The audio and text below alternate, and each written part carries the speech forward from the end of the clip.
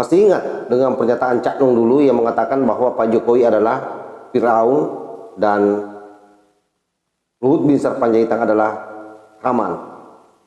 Pernyataan ini ternyata kemudian terglorifikasi, dan itu seperti orang yang lagi main bola itu diumpang dengan bola umpangan bola lambung.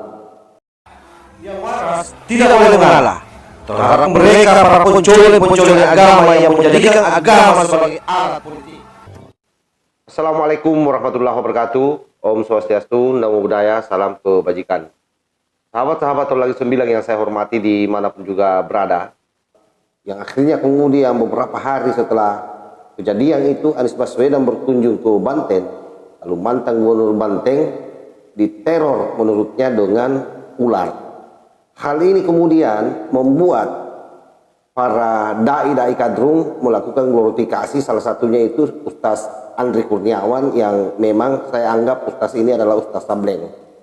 Bagaimana dia kemudian mengatakan bahwa ketika Fir'aun sudah muncul sebagaimana yang dinyatakan Cak Nung, kemudian Haman sudah muncul, lalu sudah ada juga karung, ada juga ular kobra yang muncul, maka yang ditunggu tinggal satu. Siapa itu?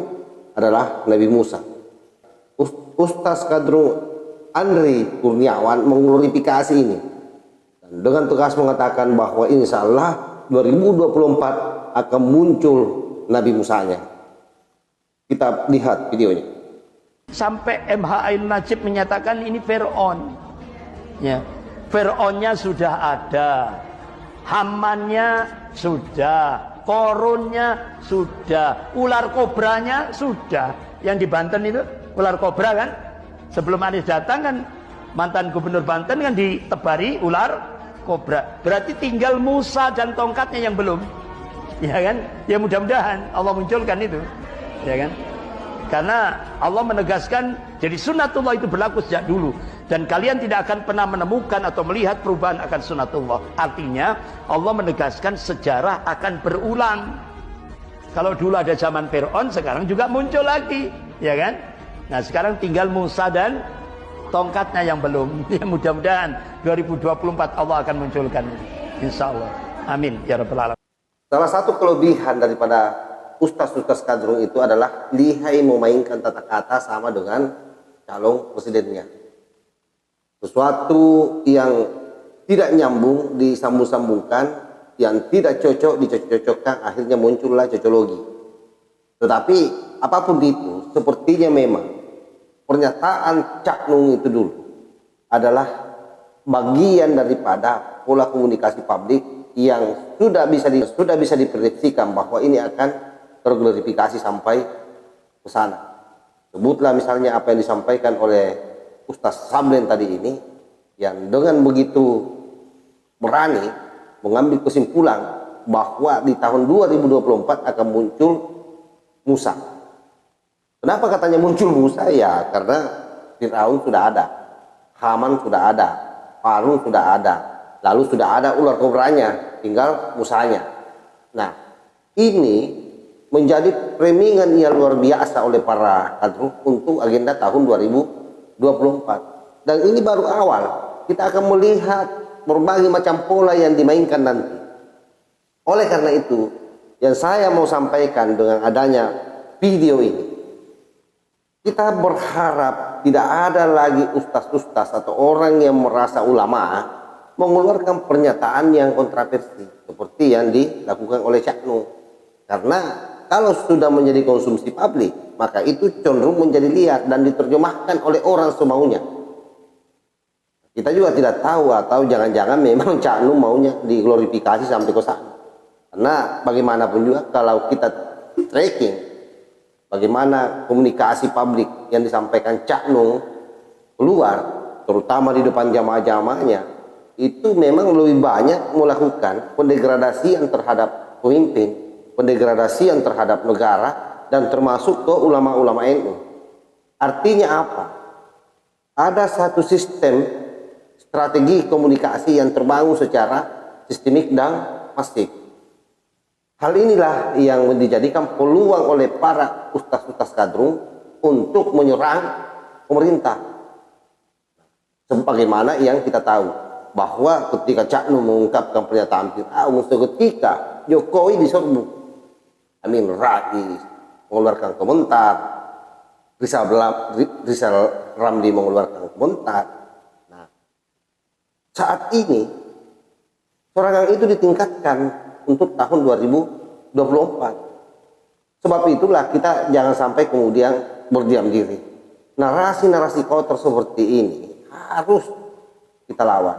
Apalagi kalau datanya dari Ustaz Andri ini sudah pasti buruk efeknya. Kenapa? Karena orang ini adalah orang yang tidak pernah membicarakan kebaikannya di negara. Orang yang tidak pernah membicarakan kebaikannya kita punya pemimpin. Jadi memang seolah-olah makhluk ini dipelihara oleh negara tertentu untuk melemahkan dan mendegradasi negara dan pemimpin kita. Dan ini kemudian di-up secara terus-menerus oleh para kadrun yang memang mereka setiap saat menunggu mangsa. Begitu ada peluang, maka langsung dia melakukan serangan secara membabi buta. Hal ini akan terglorifikasi terus sampai di tahun 2024. Sahabat-sahabat di luar sana, saya kira tugasnya adalah bagaimana mengkanter narasi-narasi seperti ini, terutama di kampung-kampung. Kenapa saya selalu mengatakan di kampung-kampung? Karena basis hari ini itu letaknya di kampung, bukan di kota. Ya kalau di kota ya adalah, tapi lebih dominan di kampung-kampung, di desa-desa. Dan itu yang akan mereka sasar.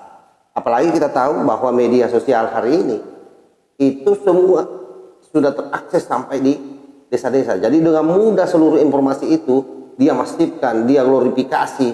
Hingga kemudian kadang-kadang juga saya kaget ketika pulang kampung di desa di mana saya dilahirkan. Kadang-kadang saya mendapatkan informasi yang rada-rada informasi itu sudah bagian daripada penggiringan opini terkait soal bagaimana Jokowi, bagaimana negara kita yang katanya sudah berutang berkali-kali lipat, yang sebentar lagi katanya bangkrut. Persis apa yang disampaikan oleh Rizal Ramli itu sampai di masyarakat.